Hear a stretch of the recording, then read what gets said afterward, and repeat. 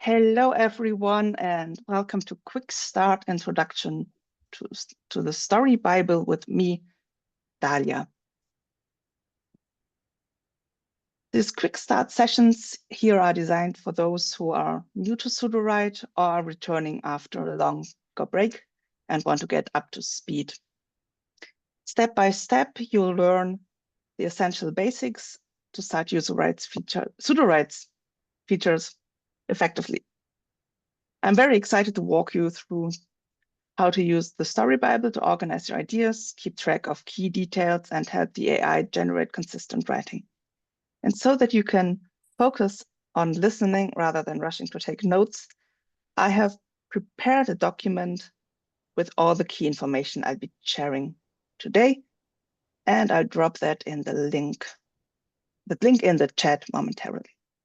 A year salary looks like versus a $25,000 a As year. someone 20% is not live on this amount of money or less. I want to show you the lifestyle.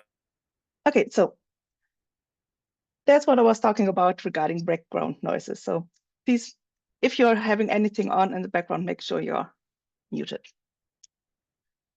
So there's the class document.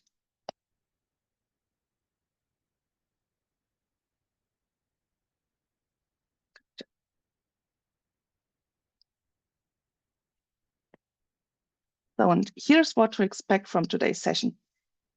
First, we'll get an overview of the Story Bible after this short introduction, and we'll talk about what it is and why it's useful. Then I'll be breaking down the Story Bible, and we'll have a deep dive into each section and how it supports your writing. We will end with a Q&A session where you can ask all remaining questions about today's topic.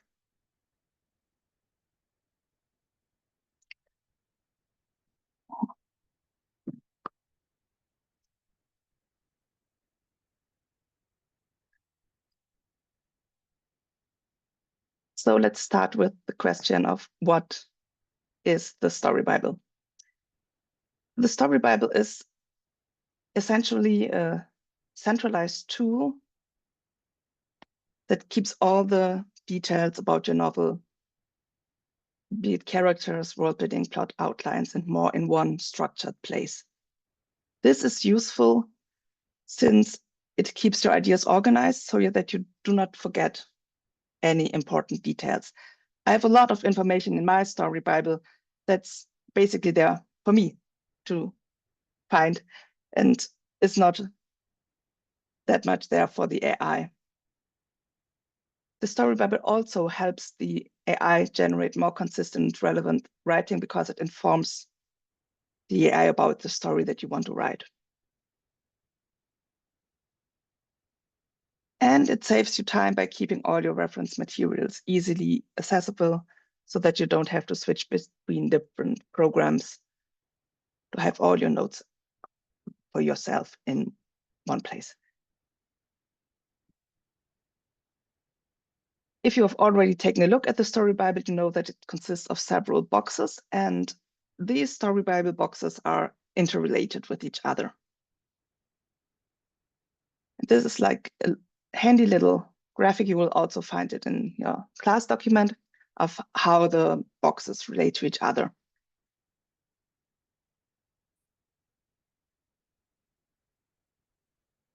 And this, you can see, yes, and this also shows you broadly how to move through the Story Bible. You usually start with filling out the Braindump, the genre, and your style. Since based on Braindump and genre, you will generate your synopsis, and then based on synopsis, you generate characters and world building, and then outline, scenes, and finally your draft.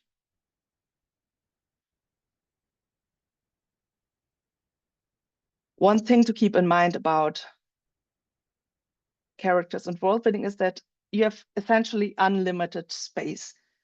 But while AI got a lot better at handling big data recently, in the recent years than it was before, it still isn't wise to just give it like 50,000 words of character information in one go. So if you have more than 700 words in either characters or world building, the so-called saliency engine kicks in and filters out the details that are actually important for the scene or chapter you're currently working on. That's a little bit of the Sudowrite magic going on in the background. But let us now take a look at the Story Bible in action. Like, this is the document that we also worked on in last week's brainstorming session. And here in this corner, you can find the menu of the Story Bible. If needed, you can disable or enable the Story Bible. And you can jump to the different boxes by just clicking on the little icons here.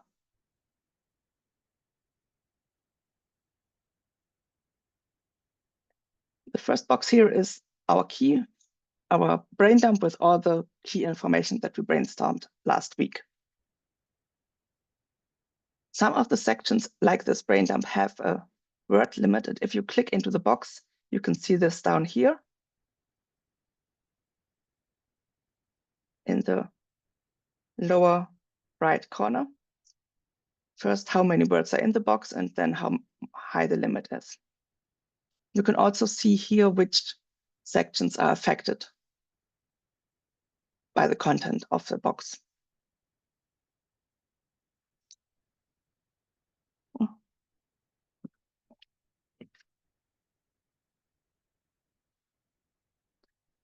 Most of the boxes also have this little history section, which is useful if you have different versions. And for example, want to go back to an earlier version of your brain dump or characters or synopsis. You have also often a handy little copy icon in case you want to back up the information somewhere.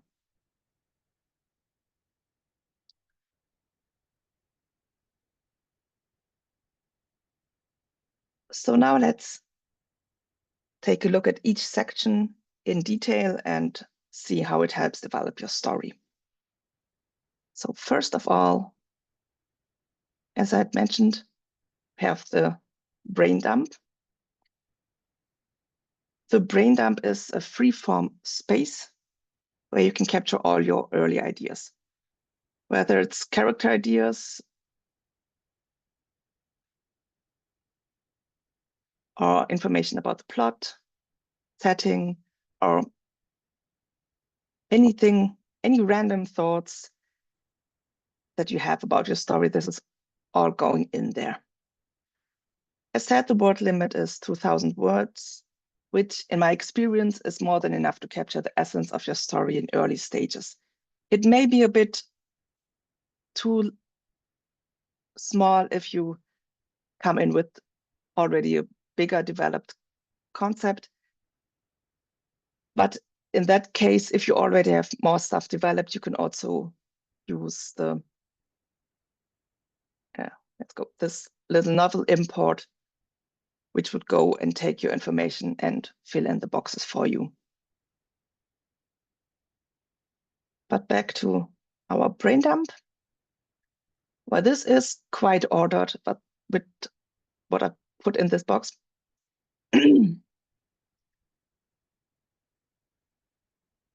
Essentially, it doesn't really matter whether it's an ordered list or just really your thoughts in a pure form of chaos dumped into this box. While this structure helps to guide the AI, you don't have to worry about structuring the ideas perfectly at this point. Even if you just start out with a single sentence, the AI can transform this into a fully fleshed out synopsis. But today we have a little bit more, since maybe a few of you have been here while we were brainstorming the concept last week, and we will just continue with the same concept that we settled on. And that's when a disgraced wizard launches a magical reality TV show to claim his fame, he sparks a rivalry with a sassy young dragon turned influencer whose viral reaction videos threaten to steal the spotlight until their shared secrets and chaotic pasts collide on live enchanted TV. It's a fantasy comedy. Think of something like Shrek, for example. And that brings me to the genre box.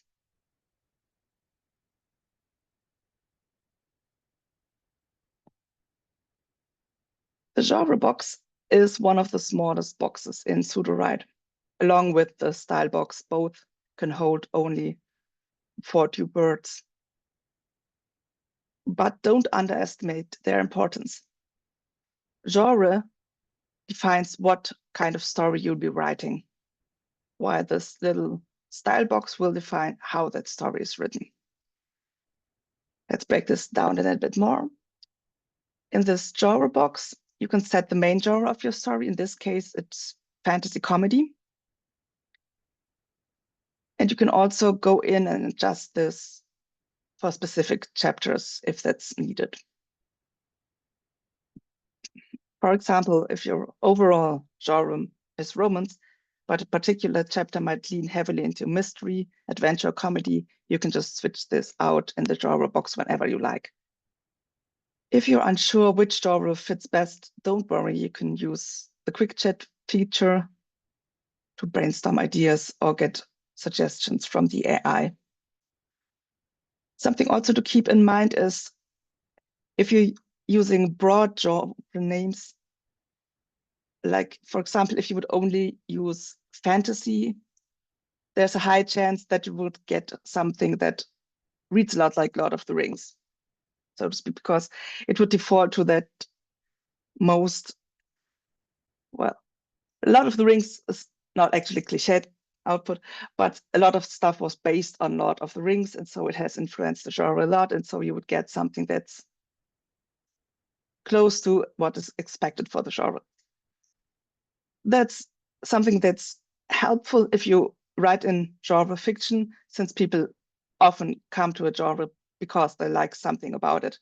But I think we can agree that there's a difference between like Terry Pratchett and George R. R. Martin. So it's helpful to go a bit more deeper into your story and niche it down to what niche genre it is, and maybe add some other trope descriptions so that it's more specific and the AI knows exactly what kind of story you want to write. Like in this case, have fantasy comedy, fairy tale, parody, and some other smaller tropes like rivalry, or that will get a redemption arc, or not maybe. We'll see if the wizard will get a redemption arc.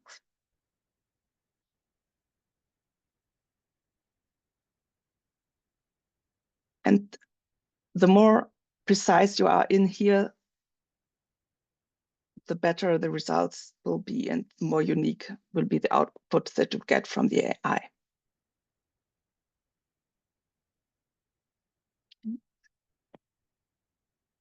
The style box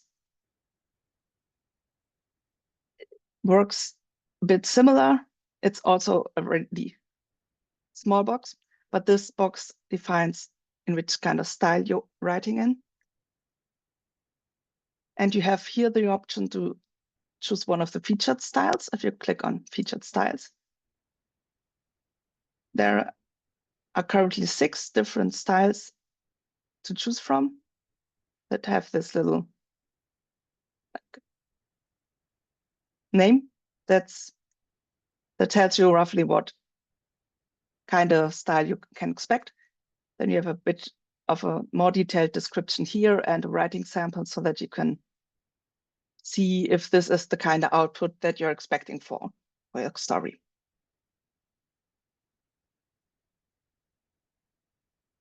If you're a beginner and there's something in here that really works for the story you want to write, then I would advise you just stick with this and then to start experimenting and adapting once you're more comfortable with using Sudowrite as a tool.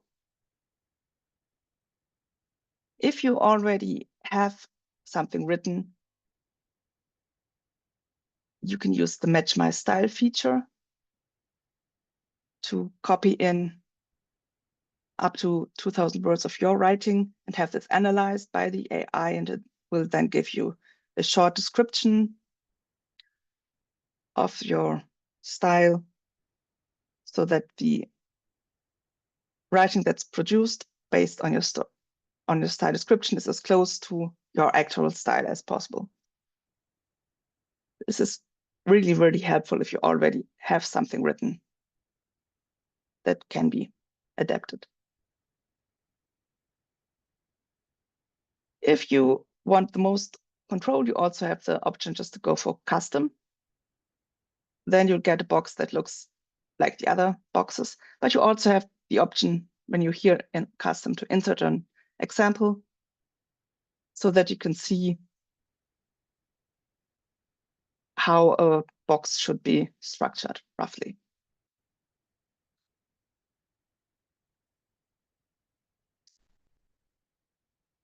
Usually in classes, I just go for one of those featured styles, but in this case, I felt that none of the featured styles really worked for the fourth wall breaking humor I was aiming for. So I discussed the style with chat, which is also something that you can always do, and came up with the following. Let's copy paste. We go with some omniscient POV, past tense, and witty fourth wall breaking narrator and dry humor, light ironic tone, and then that it should be playful, visual comedy, quirky characters, and all that. Are there any questions up to this point before we actually go to the generating of stuff?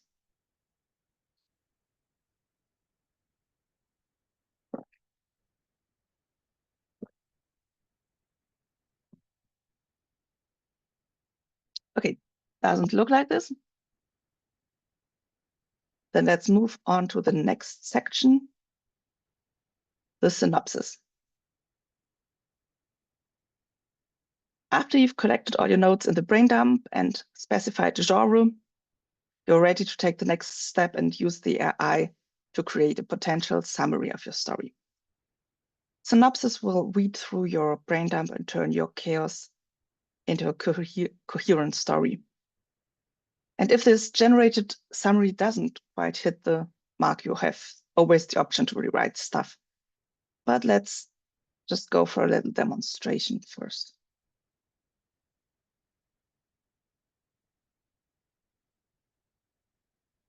So you can see it starts out writing quite fast.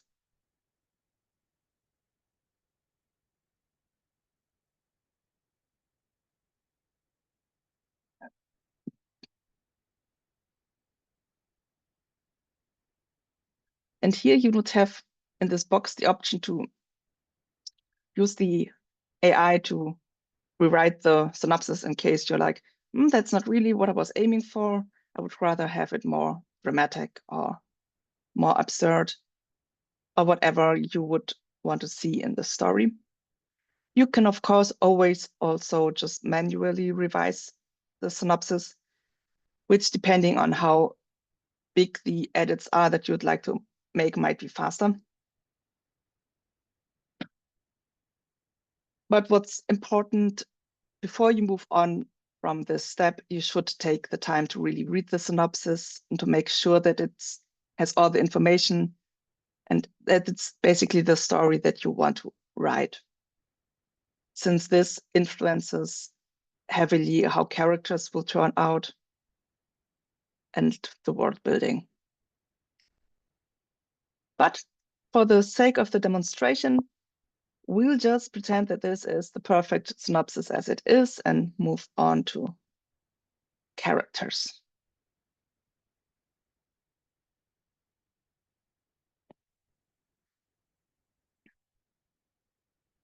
Since this is a very huge and awesome part in my opinion, since this is a really powerful tool for creating and managing your characters. You can create up to 2,000 characters, each with 2,000 attribute fields and up to 50,000 words per field. So even if you are George R. Martin, you wouldn't likely. I'm actually not sure if The Song of Ice and Fire has more than 2,000 characters in total, but you would at least have space for all your main characters without a problem. And this is how a card can look like if it's empty. You have your, what's it called, your trade fields. And in this case, this is heavily edited by myself. Your version will likely only have personality, background, physical description, and dialogue style. Yeah, I think these are the 4 default cards. And if you want your cards to look as big and overwhelming as my card, you can go here to customize and add as many trade fields as you like. You can also reorder them so that they work exactly the way you want them for your story.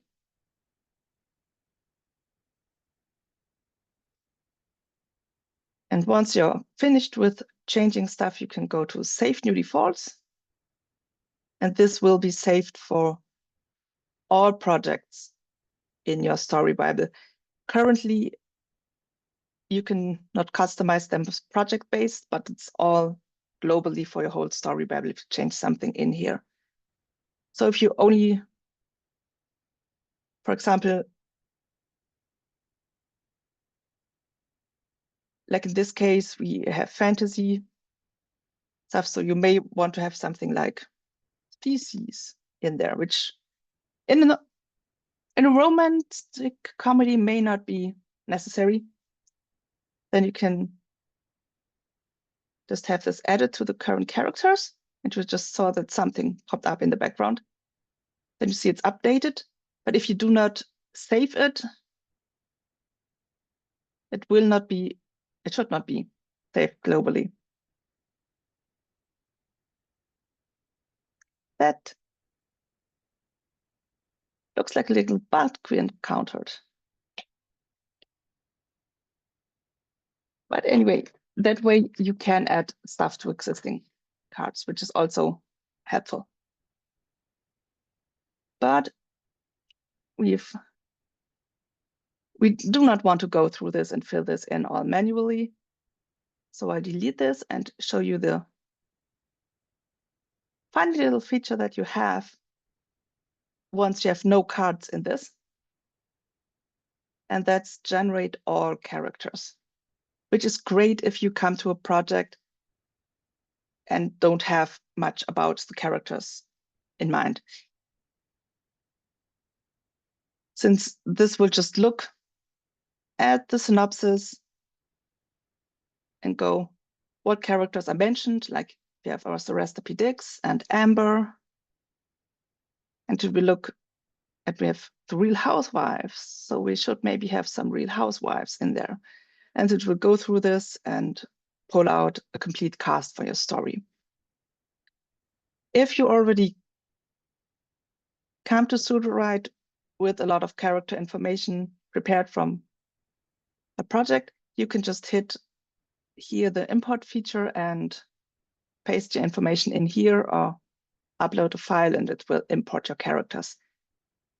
So you do not have to use generate all characters in case you already have characters for yourself.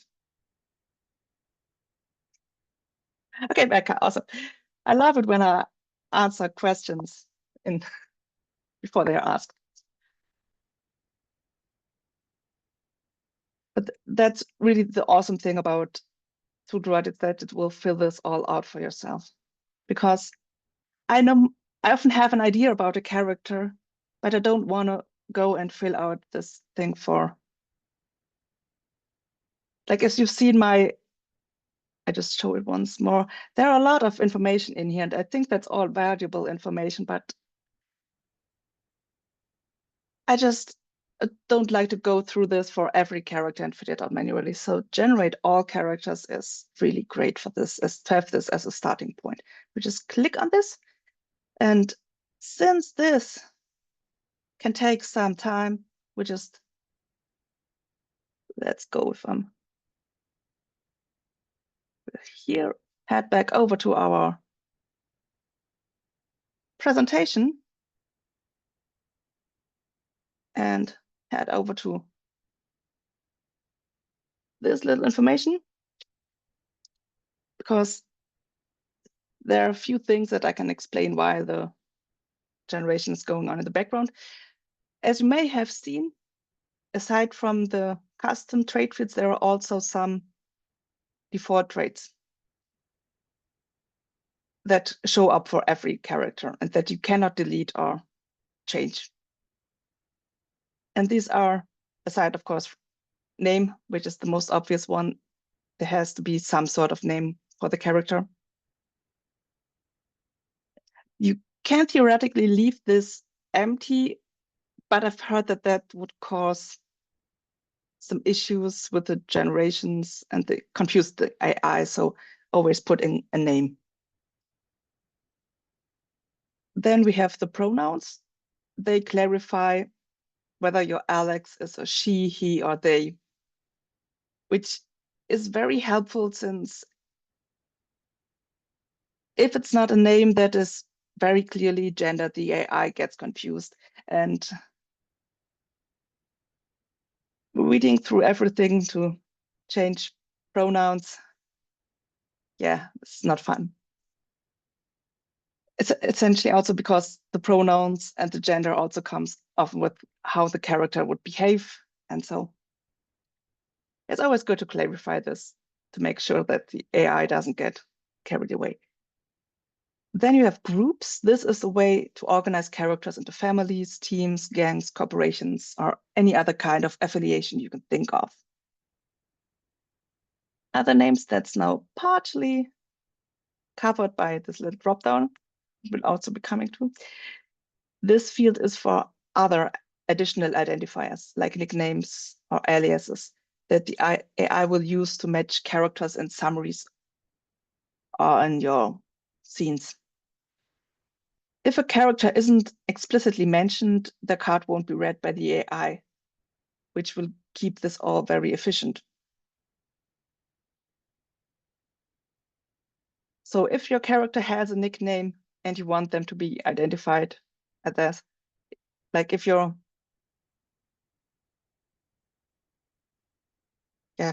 have like agents with code names, you should better put them in there so that they can be found.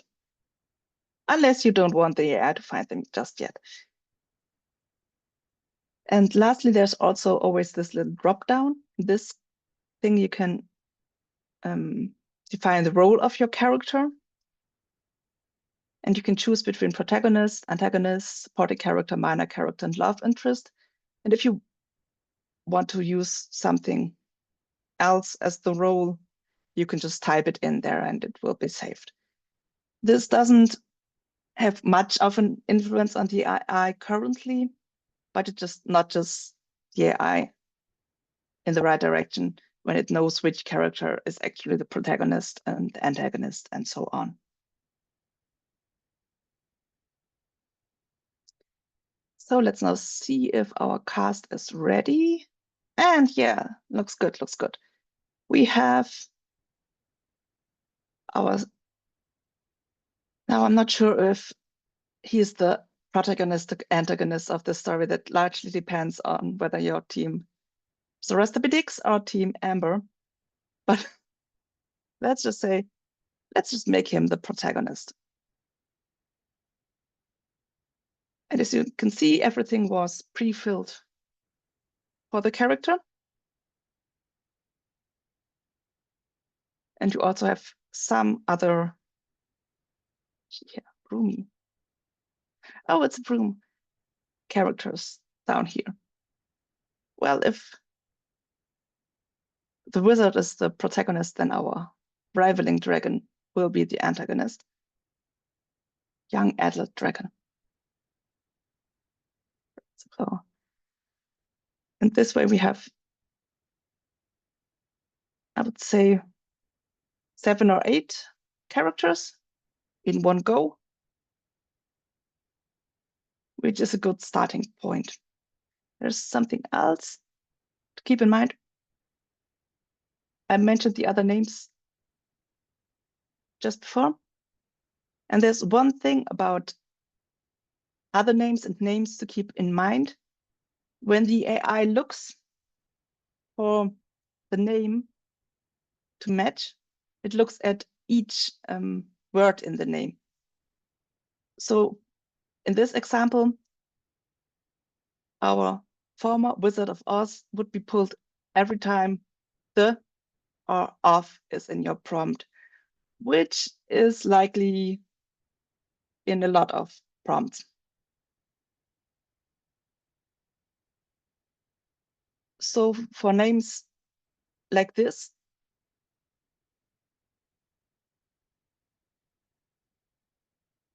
I either change them in a way that, if it's possible, I would just take the away. But since of is also a very common word, and just former wizard isn't very helpful,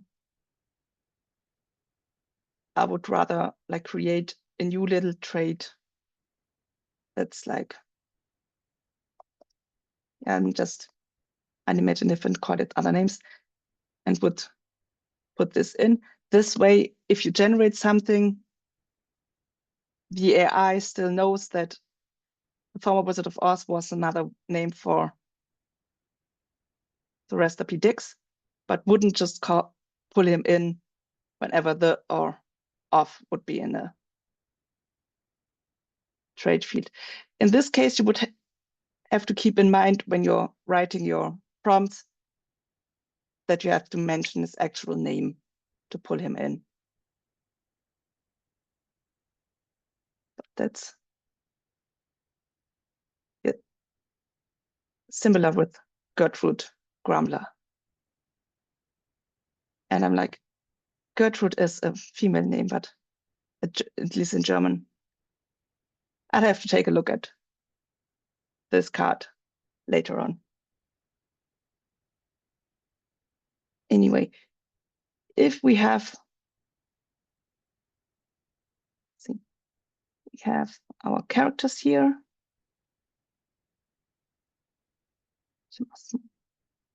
And we decided we need a new character because someone was missing. We can just go either, if we actually want to fill stuff out, we can just go with add character, or we can just generate a character and put something in here like the former participant of the Real Housewives of the Enchanted Forest.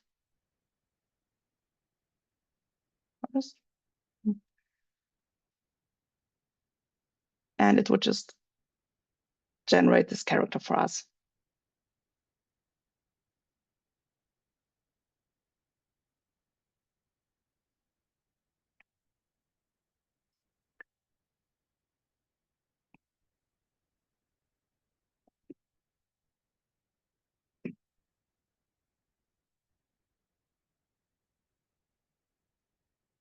This is taking a while. So while this is generating a few other words of what you can do. Oh, no, I just had to say something. Good. We have a former antagonist turned potential ally. Interesting. But as you can see, now that I clicked into this little box, you always have the option to rewrite stuff if you're not happy with her role in the story.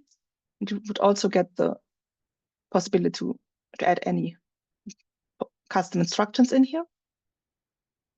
And you can also decide whether you want this to be used automatically whenever you generate something, or if you want to hide information.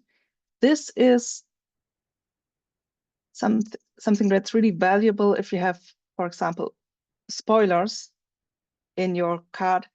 For example, if our dear Marina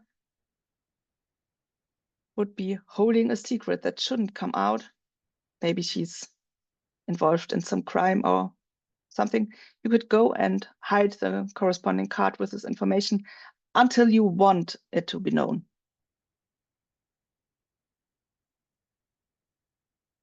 You can also use this, for example, if you do not want every time she turns up that it's mentioned that she has iridescent or blue-green skin that shifts colors with her moods.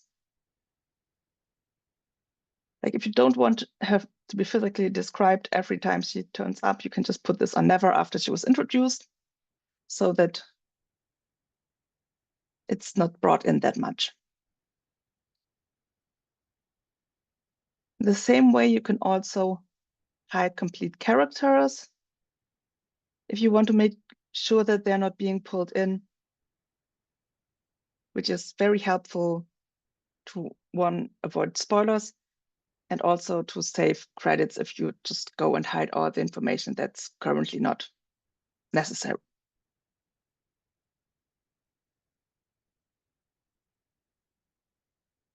Okay. Are there any questions about characters?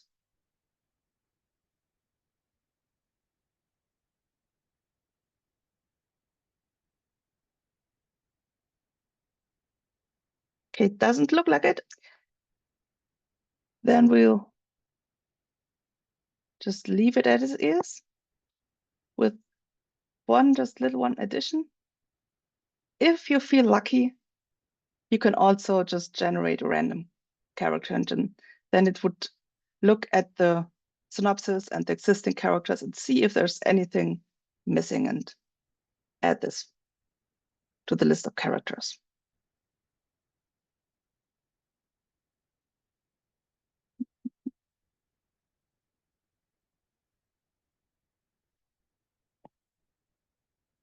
Okay, then, if there are no questions, we'll move on to world building, which is a feature that allows you to create and save detailed information about your story's world. And you can also use this as a little note-keeping section if you like to. This is the place where you can bring your setting, culture, history, and unique elements of your story really to life. It includes a few predefined categories, like, for example, lore, key event, clue, magic system, or item. But you are not limited to these and can also use customize to add whatever you may need in your story.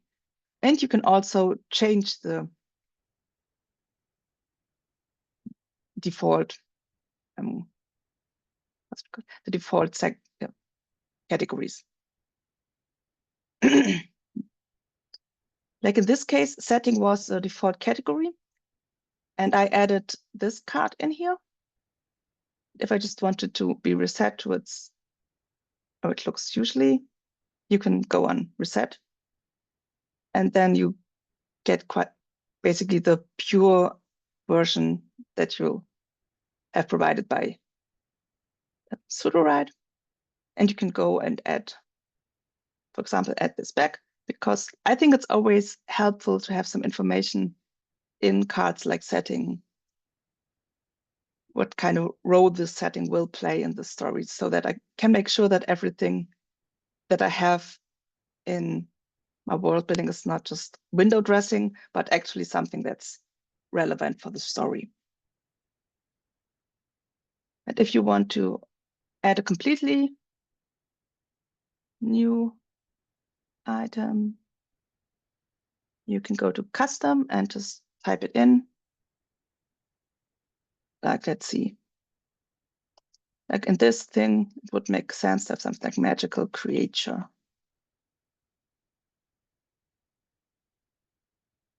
And then you'll start out with one trait that's simply description, and you can just add whatever you want to this, like a physical description or magical character description else could be relevant. Like a history, and just whatever you could think of, you can put it in here. And my favorite, you can just save this and it will pop up down here. And you can just add them blank and fill them out, or you can go and generate them. With world building, it's currently the case that you can only generate one world building item at a time. And we don't have any form of import or export yet, but that's a feature they're working on that will hopefully come soon. And here you can choose under, with this little drop down, what kind of world building card you want to create. In this case, I would just stick with our setting. And we want our enchanted forest.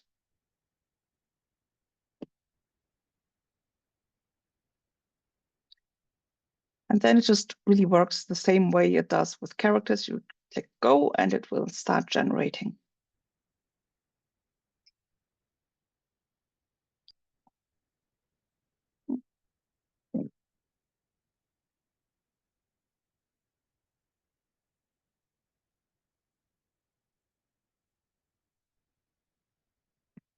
Yep. And overall, the cards look a lot like the cards you also have with characters. You have a name, you have other names, and the individual trait cards, you have this little drop down. The difference here is if you would, for example, switch over to key event, you would get different trait fields. Since this is filled out, to get them added at the bottom. If it would be an empty card, it would just change the existing things. And now that I've gone back to setting, we actually are back to our 3 original trait fields. And to keep in mind for the names here, for world building, it's that the names are exact matches. So if you want to have the enchanted forest being pulled in while you're writing something, you would have to actually mention the enchanted forest.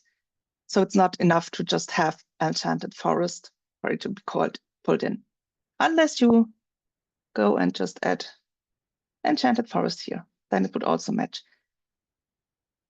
But for world building, they decided to be a bit more precise in the way it gets pulled in.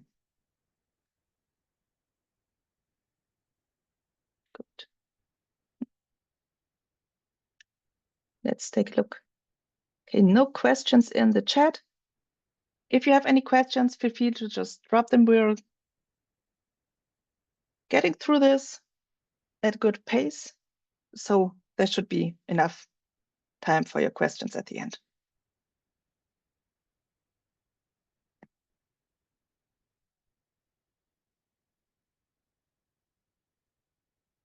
But now if we have this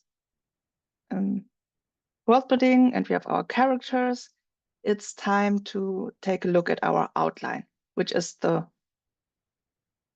last thing you will generate here in this Story Bible section. The outline helps you to define and organize the structure of your story, which helps you to have a solid foundation for your narrative. With outline, you also have the option to import an outline. If you already have one,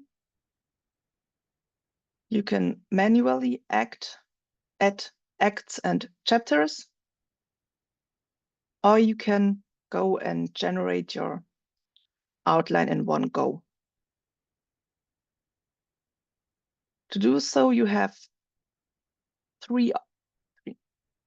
6 options. starting with the novel outline at the top. That's an outline type that is very focused on genre-specific structures and works great for any kind of genre novel you're working on. Hero's Journey is perfect for your classic hero's journey stories, which is often used in fantasy or adventure stories. You also find some examples of stories that fit the outline structure and examples if you're unsure what would work best for your story. Hollywood Beats is similar to Save the Cat and is very dynamic, plot-driven, great for stuff with strong external conflicts that works, well, like a Hollywood movie. Story Circle is an outline type that's great for shorter story or episodic formats, since it is basically a simpler version of the hero's journey.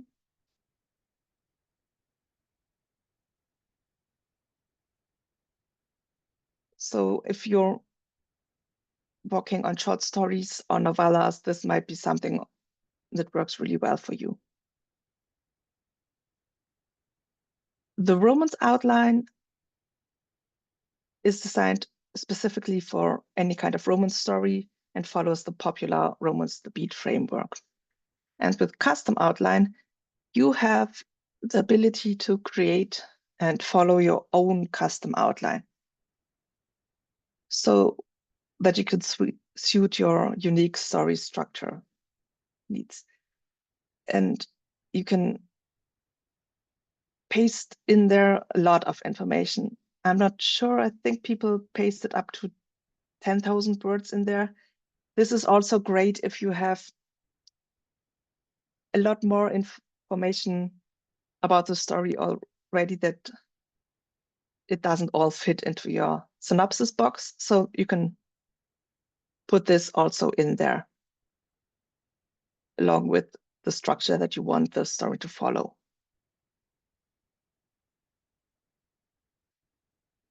For our story today, I would go with novel outline, since this is good at leaning into genre fiction.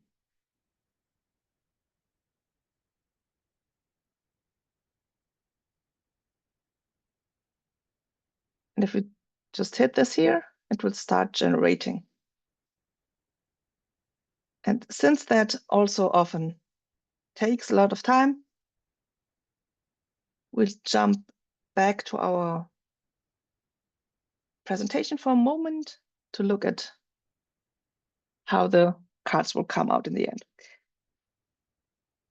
Once the generation is gone, you will have a little box like this, or several boxes. You will first have like the act structure and the chapter, and you can all rename this. And in the little box is the summary of your chapter. And with an actual summary outline, you would have several other chapters down below this. Once you have this, oh, I was a bit too fast. You can click on these three dots and have the option to create a chapter. And you also have the option to rewrite what's inside the chapter if you don't like what the AI gave you on the first try. Once you've created a document, you can use this little update chapter 1 button to read what you've actually written in your chapter and change the summary in the box accordingly so that it reflects the story that's actually in your book. This is very helpful if you, like me, tend to diverge a lot from your original chapter summaries. And that way you can keep your outline current and make sure that this reflects the latest developments in your story. Overall, we have with this outline a powerful tool to guide your storytelling process while staying flexible enough to adapt as your ideas evolve. Because you can also just add in chapters wherever you need new chapters. But let's now take a look whether our outline has been generated. There it is. As you can see, you have also a little box up here to rewrite the whole outline or bigger parts of the outline if there's anything in there that you want to have changed. And you have all the chapters of names and titles and the acts have titles. And in this novel outline, we got 19 chapters. And we can manually add chapters wherever we want to add them by just choosing like at beginning or after Act 1. And we have the same option if you want to generate a chapter. If you, for example, generate a chapter after chapter 2, it will keep in mind what already has happened to keep your story working. Okay.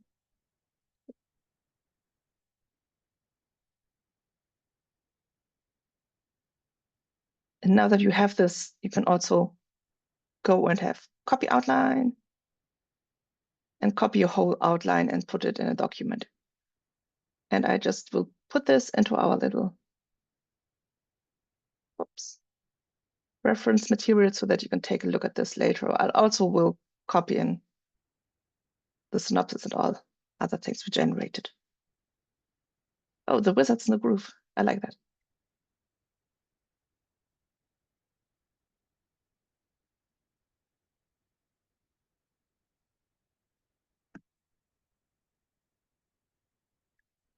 So now, essentially, you have your story Bible complete. Ooh. And now we have two main paths that you can choose from. Once you have, now that the fun part begins, and you've created one chapter, you can choose if you want to go and write this here with this little draft feature. This method allows you to generate scenes here based on your chapter summary. And these scenes will be detailed instructions that will guide the AI on what should happen in your chapter. And then you can go and write the story in one go. A more in-depth exploration of this process was covered in 2 dedicated workshops at the beginning of this month. The recordings aren't online yet, but I will add them to the class document once they are, so that you can get a deeper knowledge in how this works than I can give you now in the remaining 4.5 minutes. But in general, you click, or you can also write your scenes if you want to write them yourself, but you can just click generate scenes, like here, and then it will look at your story Bible. And once you have scenes, it takes a little while. You can hit generate draft and it will write your chapter. And while this is generating, I will just tell you about the second path that you can choose from, and that's using the write button here at the top. This works best if you want to do some or most of your actual writing yourself and prefer to have the AI for brainstorming or to help you out if you are stuck. And it's also very valuable tool if you're a pantser and just don't like the idea of having to plan your whole chapter in detail before it gets written. And for the write button, I'll be teaching a dedicated class on Wednesday, the 23rd, where we'll continue on this project. But as we see, it has produced 2 scenes. Yay. And now we have our first scene where Sorester sits in his cluttered enchanted treehouse, yada yada. And the cranky old gnome assistant. And Sorester wants to determine to reclaim his lost fame.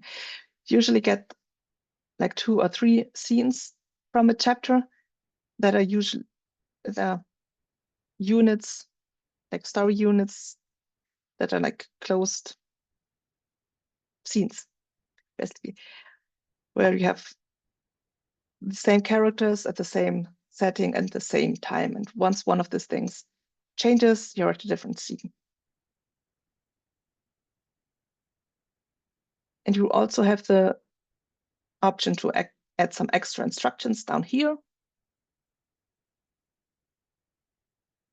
Something like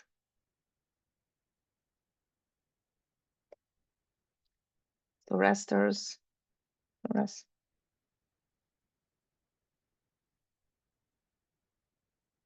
Sorester's POV, or whatever you want to add. The kind of instructions you can get context that should be considered for the scene. And you have a lot of options. You also have 2000 words of space, and this space currently is unlimited, but it's best to have, like, at max, I would say 4 or 5 scenes to work really well.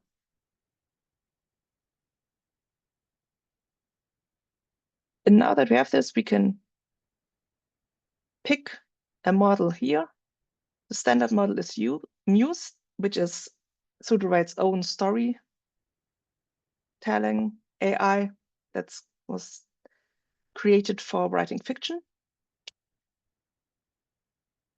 And you can add here a style example if you already know how this should sound, which works very well to guide the prose to sound the way you want it.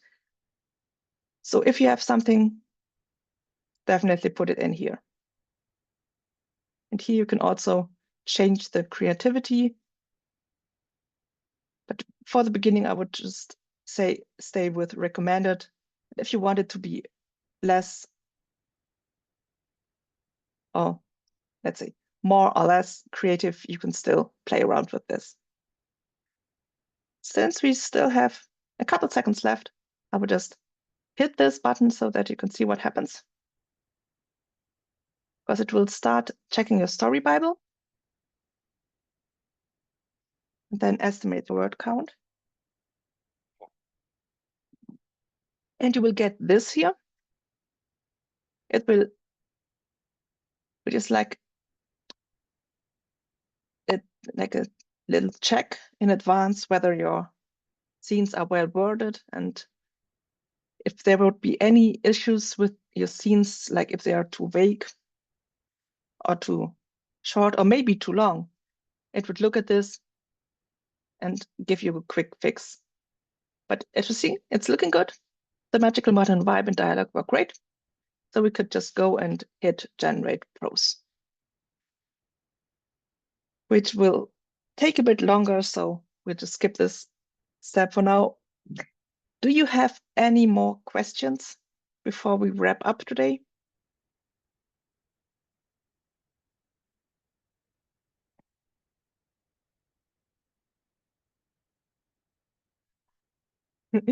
Yeah, there's it. But it looks like there are no questions today. That means all that's left to do is say, where is it? Thank you for being here. And I'm really glad that I could show you all of this. And if you have a moment, please leave a rating and review to help us know what's working and what we can improve in this class. And I wish you happy writing and hope to see you all again soon. And yes, Sissy, in case you have questions later on, you can just head over to our Discord and we have a very friendly community that will answer all your questions, I'm sure. Okay, then. Happy writing, everyone. And have a great rest of your Sunday. See y'all all hopefully in another class. Bye-bye.